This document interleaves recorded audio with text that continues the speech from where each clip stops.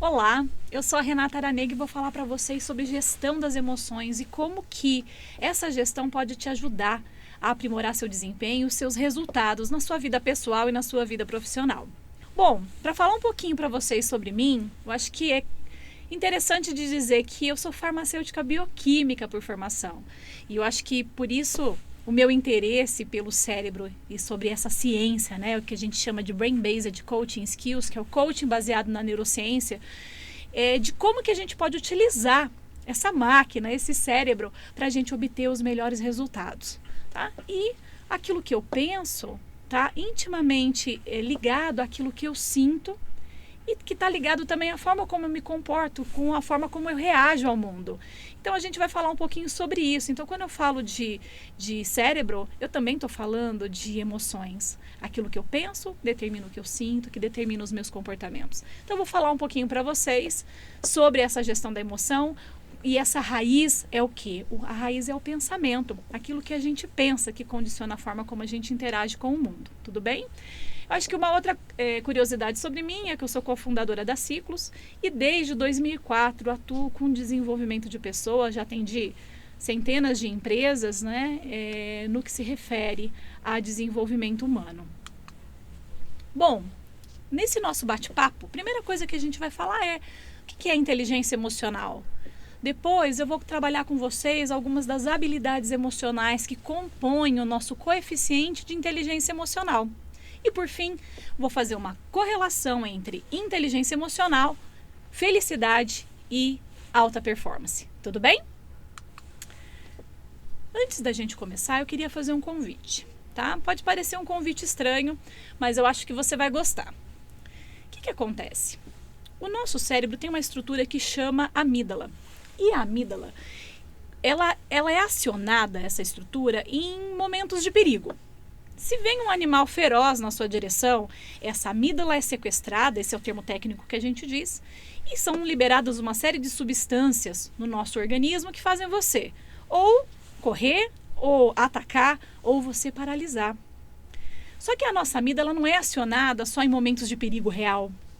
Quando, muitas vezes, nos seus relacionamentos, o seu status é questionado, ou as suas certezas, ou a sua autonomia, ou o seu senso de justiça, ou também o seu senso de pertencimento nas relações, a sua amígdala também é sequestrada.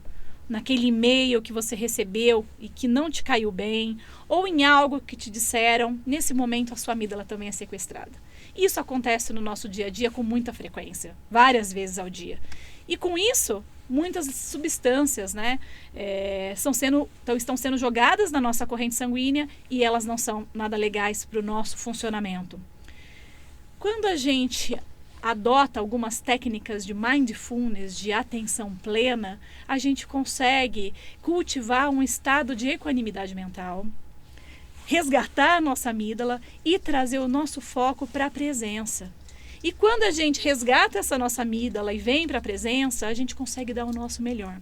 Então esse é o primeiro aprendizado que eu quero compartilhar com vocês, a importância da gente cultivar a presença. E por isso que antes de eu trazer os conteúdos da inteligência emocional para vocês, eu quero convidá-los a fazer um minutinho de silêncio. E nesse minuto de silêncio, o que você vai fazer? Eu convido você a utilizar uma técnica que se chama de respiração quadrada. Na respiração quadrada, você vai inspirar 4 tempos. Depois você vai segurar 4 tempos a sua respiração com o pulmão cheio. E depois você vai expirar 4 tempos também e segurar a sua respiração por mais 4 tempos, né? Então o seu pulmão vai ficar vazio. É mais ou menos assim, ó.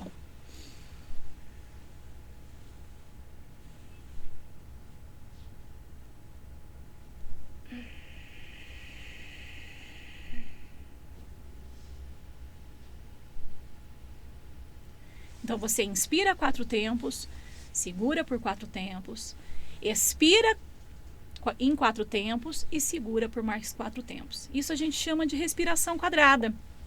E a ideia é trazer o seu foco de atenção para o aqui, para o agora e para a presença.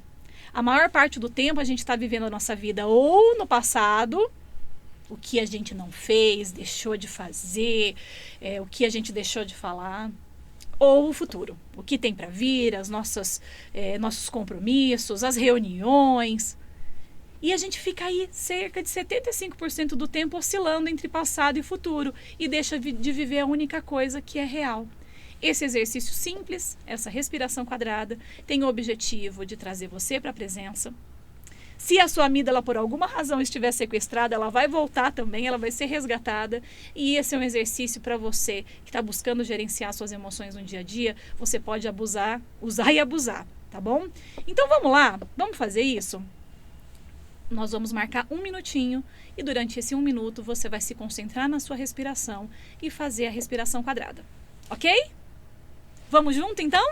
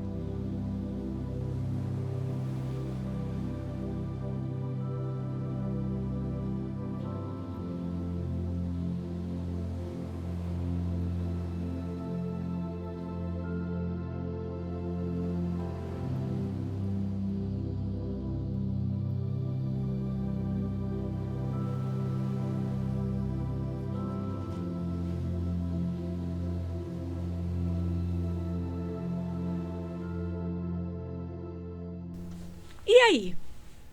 Como que você está se sentindo? É esse mesmo meu convite. Você olhar para você agora, né? Abrir uma escuta para o seu corpo e se permitir entender o que você está se sentindo. Você está se sentindo bem? Está se sentindo tranquilo? Esse 1 minutinho, muitas vezes, é o suficiente para fazer com que você saia aqui do sistema límbico e traga o seu foco de atenção aqui para o córtex pré-frontal, para você tomar as melhores decisões, racionalizar melhor. Então isso já é uma técnica para aprimorar a sua inteligência emocional. E desse lugar de mais calma, de mais presença, a gente pode seguir. Bom, para começar, quero trazer o que é a inteligência emocional.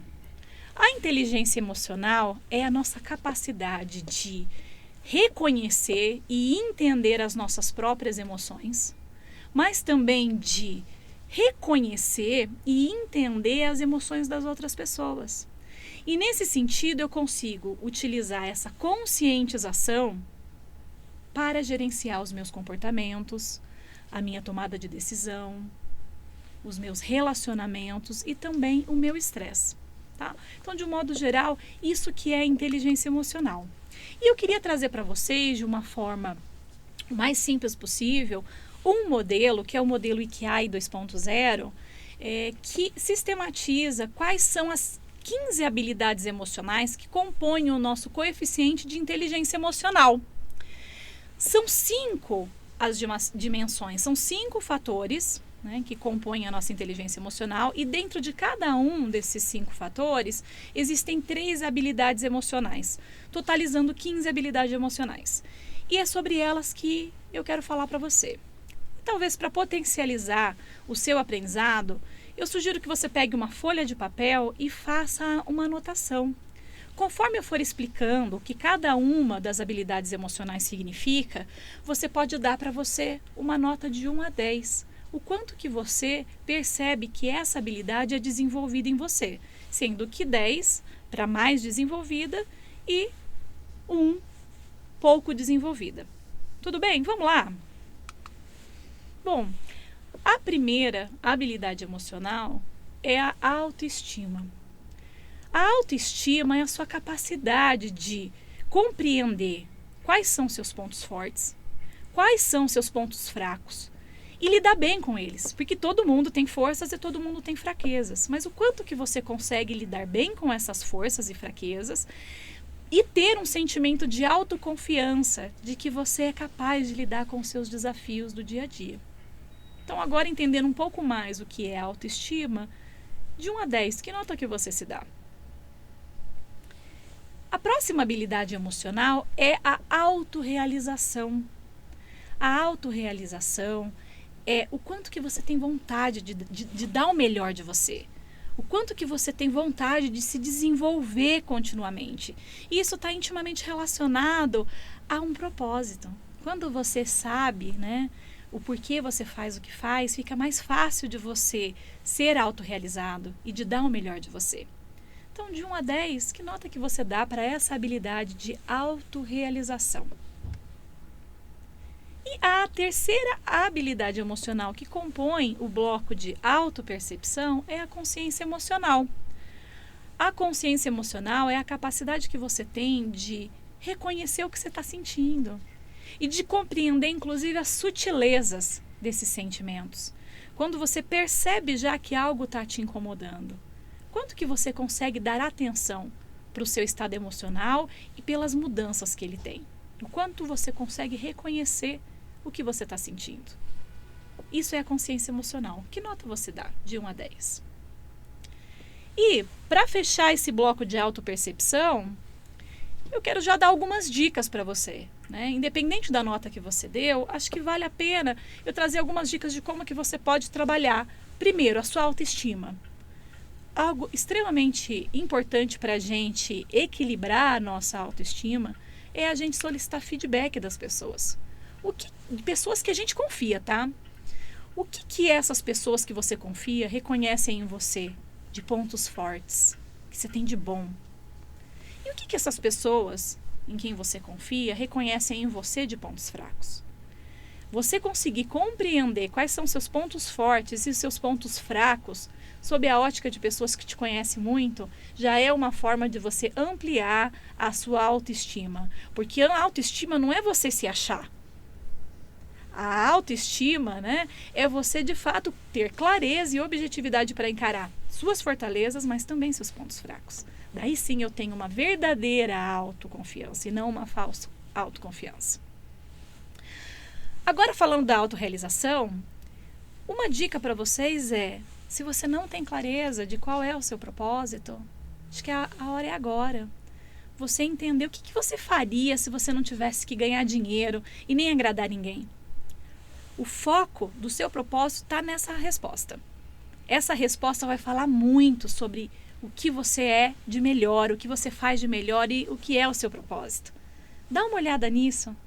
Acho que é um momento, se a sua nota em autorrealização foi baixa, é o momento de você olhar para esse seu propósito. E a terceira habilidade é a consciência emocional. A dica que eu deixo é: existe uma técnica muito interessante que é da revisão diária. Na revisão diária, você pode ter um caderninho do lado da sua cama e você anotar todos os eventos desarmônicos que aconteceram na sua vida. Ou uma briga, uma discussão, ou um e-mail que te abalou. Ao receber esse e-mail ou ao ter essa discussão, o que você sentiu? E por que você sentiu o que você sentiu? O que está por trás desse sentimento? Anota num caderninho o evento desarmônico, o que você sentiu, né, e o que está por trás desse sentimento.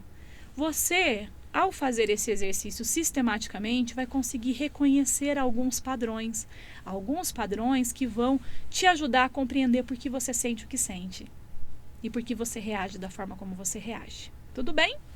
Falamos então do primeiro bloco, né, do primeiro fator que compõe a nossa inteligência emocional, que é a autopercepção, que é composto de autoestima, autorrealização e consciência emocional.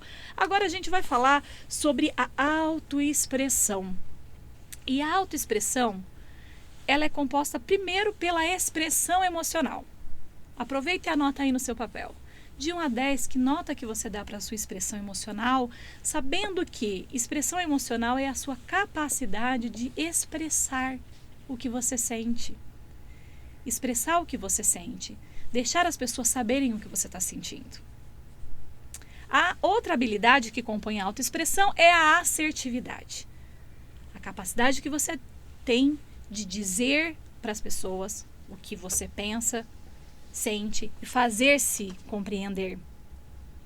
E a terceira habilidade emocional é a independência, que é a sua capacidade de conduzir a sua própria vida, livre de dependência emocional. Então, dá uma nota também aí para a sua independência, de 1 a 10. E para te ajudar já a turbinar a sua inteligência emocional, independente da notinha que você deu para cada uma dessas habilidades, no que se refere à expressão emocional, eu deixo a dica para você não reprimir a sua emoção. Mas espera aí, não reprimir a emoção não é você falar o que você pensa e fazer aquele tom do tipo, eu falo mesmo, doa quem doer. Eu preciso também respeitar as outras pessoas e o que as outras pessoas pensam e sentem. Então, expressar a emoção é eu expressar o que eu sinto, mas sem ser agressivo com o outro. E muitas vezes a gente não precisa expressar para o outro. Uma técnica boa para você saber isso é você pode expressar o que você está sentindo numa carta. Registra no papel tudo o que você está sentindo, por que você está sentindo. Ou, se você tiver com vontade de enviar aquele e-mail falando tudo o que você gostaria, escreve, digita esse e-mail falando tudo o que você gostaria, depois você apaga. Muitas vezes, o que a gente precisa no nosso sistema é simplesmente dar vazão para essa emoção. Já aconteceu com você? De você, depois que você escreveu um e-mail mal educado, ou que você falou no espelho tudo o que você queria falar, depois você diz até para você mesmo, poxa, perdeu até a importância. Sabe de uma coisa? Não vou falar nada. Isso acontece porque você precisava expressar e dar vazão à sua emoção. Mas não necessariamente você precisa fazer isso com o outro. Muitas vezes você vai ter sim que expressar para o outro, mas tenta escolher quais de fato você precisa expressar e quais você pode adotar outra estratégia, como essas que eu compartilhei com você, para sanar essa sua necessidade. Bom, no que se refere à assertividade, uma dica que eu dou para vocês é, antes de você falar qualquer coisa para alguém, pergunte-se a si mesmo, o que eu quero dizer? Qual é o meu objetivo? E qual é o pedido que tem nisso que eu quero dizer? Existe um pedido? O que eu estou querendo pedir para outra pessoa? Esclareça para você mesmo o que você quer com aquela conversa, porque isso vai ajudar a você ganhar assertividade, tá? E antes de você falar qualquer coisa, seja por mensagem, no WhatsApp, e-mail ou pessoalmente, pergunte-se, peraí, isso que eu quero dizer é oportuno? É útil? Ou vai ajudar alguém? Se sim, continue. Se não, não fale, tá? E em relação à independência, o que eu gostaria de te convidar a refletir é, pergunte-se para si mesmo, quem gerencia a minha própria vida? Quem tem tomado as minhas decisões? Pense em decisões importantes que você tomou nos últimos anos, ou talvez no último ano. E veja ali, nessas decisões, quem tomou a decisão? Foi você ou foi alguém que tomou isso por você? Tá? Então, fica essa dica para você poder fazer essa análise para compreender como que está a sua independência. Bom, já saímos, né, do segundo bloco da autoexpressão, vamos entrar agora no bloco da interpessoalidade, né, o bloco interpessoal, que compõe a inteligência emocional. E esse bloco interpessoal é composto por mais 3 habilidades emocionais. A primeira delas é relacionamentos interpessoais. Então, volta para o seu papel e diga, né, de 1 a 10, que nota que você dá para seus relacionamentos interpessoais, sabendo que relacionamentos interpessoais é a capacidade de criar e manter relacionamentos mutuamente satisfatórios. Ou seja, relacionamentos que são bons para você, mas que são bons para as outras pessoas também. Então, anota aí que nota que você dá. E uma coisa importante, tá? O relacionamento interpessoal tem a ver com você saber que tem com quem contar e em quem confiar. Então, anota aí, de 1 a 10, o quanto que você sente que você tem com quem contar e em quem confiar. O próximo, né? A próxima habilidade emocional é a empatia. A empatia é a sua capacidade de compreender o que o outro pensa e o que o outro sente, o que é importante para o outro. Sabe aquela máxima, faça para os outros aquilo que você gostaria que fizessem para você? eu queria fazer um ajuste nessa máxima, porque isso não é a verdadeira empatia. A verdadeira empatia é eu fazer para o outro o que o outro gostaria que eu fizesse. Porque como as pessoas são diferentes, cada um enxerga o mundo de uma maneira. Às vezes você está tentando ser empático e ajudar o outro, fazendo para o outro o que você gostaria que fizessem por você. Mas a empatia é você, de fato, compreender o mundo pelas lentes da outra pessoa e ajudar essa pessoa ou fazer por ela aquilo que ela gostaria que fizessem por ela. Tá? Então, de 1 a 10, que nota que você dá para a sua empatia? E a terceira habilidade emocional que compõe o bloco interpessoal é a responsabilidade social. É a sua capacidade de compreender que os seus atos também impactam o outro. E nesse sentido, te ajuda a lidar e se relacionar com a comunidade, com a empresa, com a sua cidade, com o seu bairro, de uma forma socialmente responsável. De 1 a 10, que nota que você dá, então, para a sua responsabilidade social? E tendo esclarecido o que é cada uma dessas habilidades, eu vou deixar para vocês agora as dicas, tudo bem? No que se refere a relações interpessoais, a primeira coisa é, se você se importa com as pessoas, deixe elas saberem. Muitas vezes a gente guarda isso pra gente e a gente acha que pro outro é óbvio, né? Mas nos relacionamentos interpessoais, para que eles sejam bons, é importante sim que a gente deixe as outras pessoas saberem o quanto elas são importantes pra gente. E no âmbito pessoal e profissional, cultivar a confiança é extremamente importante. O que isso significa, né? É eu ser coerente entre o que eu falo e o que eu faço. Se eu fizer promessas, eu cumprir essas promessas. Então, cultivar a confiança é extremamente importante. E, segundo Patrick Lencioni, a confiança é a base das equipes de alta performance. Então, se você trabalha numa empresa, se você é líder, ou se você quer ajudar a criar um ambiente de alta performance, cultivar a confiança é extremamente essencial para a performance e para os resultados dessa equipe. No que se refere à empatia, a minha dica é, em qualquer contexto, pessoal ou profissional, você exercitar a escuta empática. A escuta empática é aquela em que você escuta o outro sem ficar pensando no que você vai responder. Escuta o outro, tenta compreender o que está por trás do que a pessoa diz para você. E coloca também a atenção plena, né? Você estar ali, presente, para escutar. Às vezes a pessoa fala assim, né? Tá lá no WhatsApp respondendo, ó, tô te escutando, tá? Fica tranquilo que eu tô te escutando. O nosso cérebro não é capaz de fazer duas coisas ao mesmo tempo. Ao contrário do que a gente pensava, né? A gente é capaz de alternar o nosso foco de atenção, mas fazer duas coisas ao mesmo tempo não é possível. Então, quando você fala, ó, tô te escutando, mas está respondendo o WhatsApp, ou alguém está fazendo isso com você, a verdade é que ela não está te escutando plenamente, ela não está exercitando a atenção plena. Então, nesse mundo de hoje nosso, que é cada vez mais digital, quando você estiver na frente de alguém, esteja presente, escute essa pessoa verdadeiramente, isso é muito importante. E no que se refere à responsabilidade social, reflita. Como que eu posso colocar os meus dons e talentos a serviço da sociedade? Será que de fato você está colocando todo o seu repertório de dons, de forças, né, de habilidades a serviço da comunidade, a serviço da empresa, a serviço das pessoas? E claro, né, podemos falar, não podemos, quando a gente fala de responsabilidade social, a gente tem que falar também sobre a nosso compromisso em gerenciar os nossos próprios resíduos e ter um consumo consciente, né? Então, fica aí essas dicas para vocês.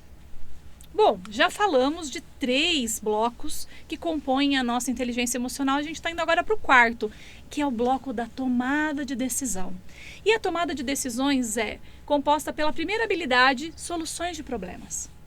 Então, eu te convido, volta para o seu papelzinho e diga, de 1 a 10, que nota que você dá para a sua capacidade de solucionar problemas quando as suas emoções estão envolvidas.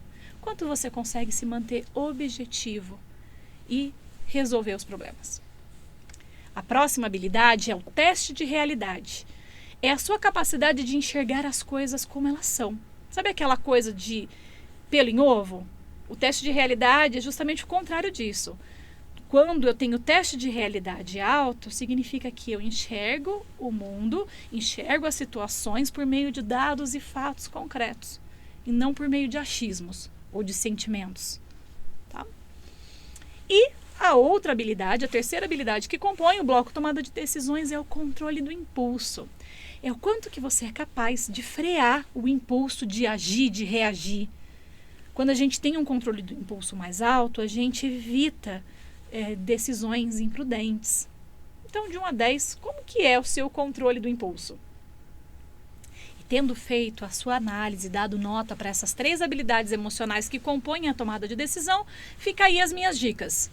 Para soluções de problemas, use e abuse das técnicas de respiração. Sabe a respiração quadrada que eu ensinei no comecinho do nosso bate-papo? Então, use e abuse. Você pode ter até alguns momentos no dia para você poder parar, colocar o foco da sua atenção na respiração. Porque quando você faz isso, quem vem para o comando é aqui, ó, nosso córtex pré-frontal. Ele que está no comando. E daí você consegue solucionar problemas com mais facilidade, sem tanto estresse. Para o teste de realidade, a minha dica é: quando você talvez tenha dúvida se você está enxergando as coisas com objetividade, chama pessoas que você confia para te ajudar a ajustar a sua lente. Às vezes você está realmente julgando uma situação de forma emocional e sem dados e fatos concretos. Então pede ajuda de alguém que possa te apoiar a compreender quais são os fatos que estão envolvidos nessa situação e não o seu sentimento. E no controle de impulso, a minha dica é uma dica simples: conta até 10. Ou muda de energia. Se alguma coisa não te soou bem, não responde de pronto, vai dar uma volta, toma uma água. São técnicas super simples, a gente sabe isso já há décadas, mas a gente acaba não praticando, né? E aquilo que você puder, deixa para amanhã. Uma boa noite de sono vai ser essencial para você tomar uma decisão mais objetiva e livre de imprudência. Chegamos ao 5º bloco, né, que compõe a nossa inteligência emocional, que é o bloco da gestão do estresse. E a gestão do estresse é composta por 3 habilidades emocionais. A primeira delas é a flexibilidade. A sua capacidade de adaptar as suas emoções quando as coisas fogem do combinado, quando os planos mudam. Quanto que você é capaz de adaptar suas emoções e lidar com mais tranquilidade quando algum imprevisto acontece? Quanto que você é capaz de ser resiliente? Dá uma nota aí de 1 a 10. E depois vamos falar da tolerância ao estresse. É a sua capacidade de se manter otimista, objetivo, mesmo quando submetido a altas doses de estresse. Sabe? Na véspera de um evento, ou naquela semana de trabalho que está complicada. Quanto que você é capaz de tolerar altas doses de estresse? Dá uma nota aí para você de 1 até 10. E por fim, dá uma nota para você de 1 até 10 no seu otimismo. O quanto que você é capaz de enxergar no dia a dia o copo meio cheio ou meio vazio? Qual é a escolha que normalmente você faz? De um modo geral, você consegue compreender que para todo problema tem uma solução? Ou não? Você fica muito apegado aos problemas e não fica no foco da solução. E isso te dá um pessimismo de que as coisas vão fugir do controle. Então, de 1 a 10, dá uma nota aí para o seu otimismo. E como nos outros blocos eu fiz, vou deixar dicas para você também de flexibilidade. Quando algo mudar, concentre o seu foco de atenção no que você tem a ganhar. O que você ganhou? Sempre existe pontos positivos. Sempre existe algo que eu ganho, mesmo numa mudança que eu considero ruim. Então, coloca o seu foco de atenção o quê? Naquilo que é de positivo e não tente evitar o que é inevitável. É importante a gente lidar com fluidez com as questões. Não adianta tentar segurar a situação anterior, porque a única certeza que a gente tem nesse mundo VUCA que a gente vive, né, volátil, incerto, complexo, ambíguo, é que as coisas vão mudar. Em relação à tolerância ao estresse, você vai ter que aprender também. Quando as altas doses de estresse vierem, saiba brincar. No dia a dia, se você tem um trabalho duro para fazer, vai ter que rodar madrugada, vai ter que fazer algo pesado, tente criar momentos para brincar, para levar com leveza. Se você puder nesses dias, pratica um esporte, descarrega, né, toda essa carga emocional em algo. Tá? Então, assim, eu acho que saber brincar e criar momentos de descontração, de descompressão, como atividade física, ou sair para assistir um vídeo, ou fazer algo que você gosta, isso é bem importante. E no que se refere ao otimismo, eu acho que vale a pena você, quando o pessimismo te pegar, pensa em outras situações na sua vida que foram difíceis, desafiadoras, né? E que no final deu tudo certo. Ao olhar para a sua própria história, você vai reconhecer que no final tudo dá certo. E isso vai te ajudar a lidar com mais otimismo na sua vida. Tá? A nossa inteligência emocional, ela corresponde a cerca de 60% do nosso desempenho em toda e qualquer função. Eu trouxe para você dicas simples de como desenvolver as 15 habilidades emocionais que compõem o nosso índice, né, o nosso coeficiente de inteligência emocional. Mas, por mais simples que pareçam, né, elas correspondem a cerca de 60% do nosso desempenho. E às vezes eu posso ter um potencial intelectual enorme, eu posso ser intelectualmente muito inteligente, mas se eu não sei como gerenciar as minhas próprias emoções e as emoções das outras pessoas, né, eu não consigo ter o desempenho que eu poderia. Então fica a dica de desenvolver sim a sua inteligência emocional para que você tenha mais bem-estar e mais performance. E se você ainda não está convencido da importância da gestão emocional, eu trago um outro dado aqui para vocês. Segundo a MHS canadense, a felicidade de um indivíduo ela é composta por 4 habilidades emocionais daquelas 15 que eu contei para vocês. De um modo geral, eu sou mais inteligente e eu sou mais feliz e tenho mais performance na medida que eu tenho boas notas, né, vamos dizer assim, eu tenho bem desenvolvidas habilidades de autoestima, de autorrealização, de relacionamentos interpessoais e de otimismo. Essas 4, autoestima, autorrealização, relacionamentos e otimismo, dentre aquelas 15, ainda são as principais para você ter bem-estar e performance. Então, se as suas notas nessas 4 habilidades não foram tão bacanas, e você tem que começar por algum lugar, porque não dá pra gente fazer tudo ao mesmo tempo. A gente, para desenvolver uma nova habilidade, a gente tem que ter foco. Então, eu diria para você começar por essas 4, ou por aquelas habilidades dentre essas 4 que para você hoje são mais sensíveis e que você precisa desenvolver. Tá?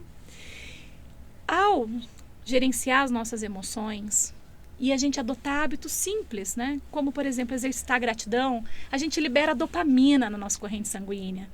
Se a gente também demonstra otimismo, a gente libera serotonina na nossa corrente sanguínea. Se a gente tem bons relacionamentos, beija, abraça, a gente está liberando oxitocina. São vários os neurotransmissores do bem que são liberados, né, na nossa corrente sanguínea quando a gente consegue desenvolver a nossa inteligência emocional. Então tem mais uma razão aí para vocês desenvolverem e adotarem algumas medidas simples. Tudo bem? E vou deixar para vocês, né? A gente está chegando no fim do nosso vídeo. Vou deixar para vocês 2 desafios, tá? O primeiro desafio é: escolha mais ou menos umas 10 pessoas que você confia e você pode mandar até por WhatsApp, por e-mail, ou pedir por telefone. Peça para essas pessoas responderem para você. Quais são as 3 palavras que me definem? Quais são os meus 3 pontos fortes? E quais são os meus 3 pontos a desenvolver?